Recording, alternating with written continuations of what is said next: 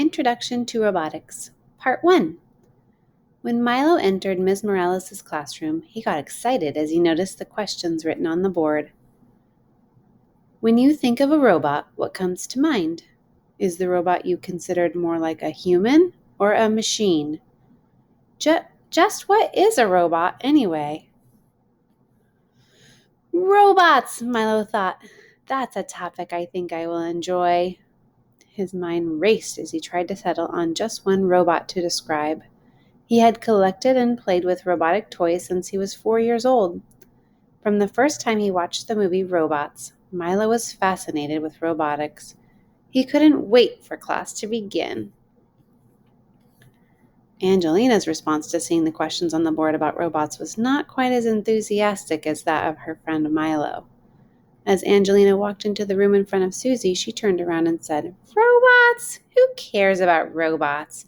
Aren't they just toys and characters in movies, or maybe something people think will be real in the future?"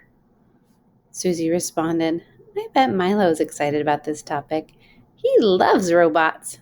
Who knows, maybe this will be fun. Maybe we'll get to build a robot." "Sure," said Angelina. "I'm going to have to be convinced." The girls took their seats just as Ms. Morales called the class to order. Ms. Morales began by saying, "Today, we are going to start our quest toward a new design problem. Before we talk about it as a class, I would like for you to respond to the questions I have posed on the board with your group. Let's see what kind of ideas we have about robots." As she checked attendance, the student groups began to share their responses to the questions, some more enthusiastically than others.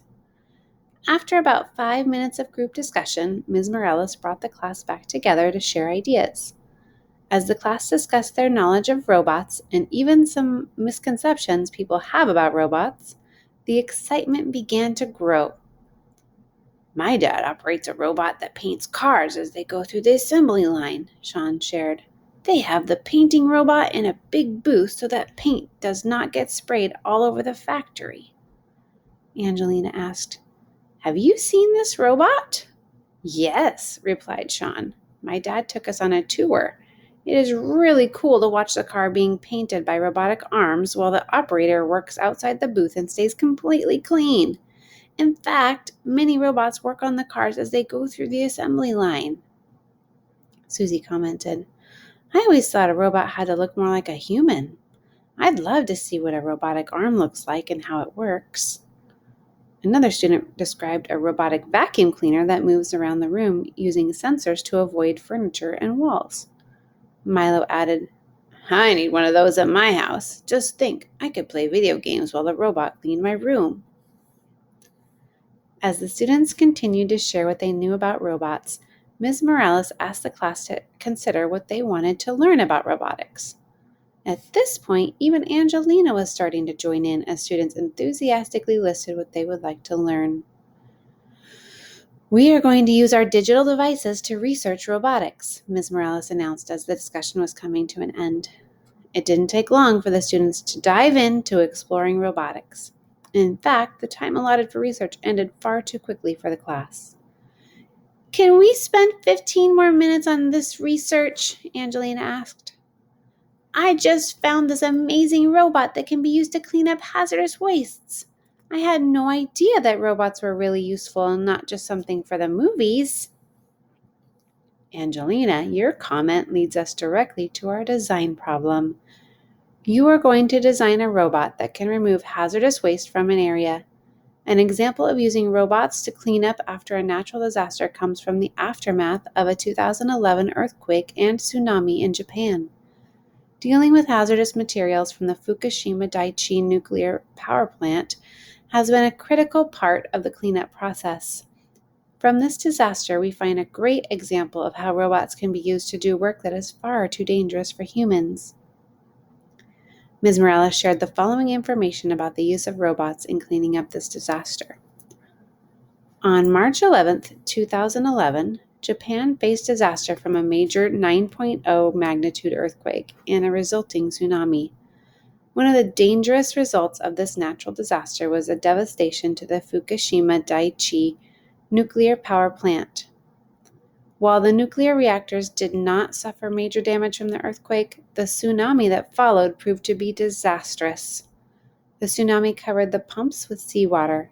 In addition to needing to cool the reactors, radiation was being discharged into the environment through the atmosphere and through discharges of contaminated water from the plant to the ocean. Due to the dangerous radiation levels within the plant, humans were unable to safely enter. Thus, robots played a part of the emergency response to this problem. 3 of the robots included the 710 Warrior and the PackBot, developed by iRobot, as well as the Keats 2, developed by Japan's Chiba Institute of Technology. The 710 Warrior, a rugged, gear-footed prototype, went into the Fukushima Daiichi plant to explore the damaged nuclear reactors and also collect radioactive dust.